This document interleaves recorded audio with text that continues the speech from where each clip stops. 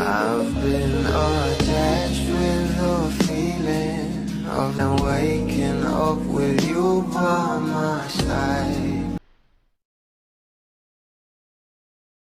Marami pa rin nga ang hindi nakaka-move on sa teleserye ng ating Donnie at Belle na Can't Buy Me Love. At dahil nga rin dito guys ay talagang magbabalik na nga ito at muli na nga natin itong makikita sa TV. Narito nga guys ang post na kung saan ay talagang ito nga ay video ng ating Donnie at Belle. Hinahanap-hanap namin ang inyong yakap at pagmamahal.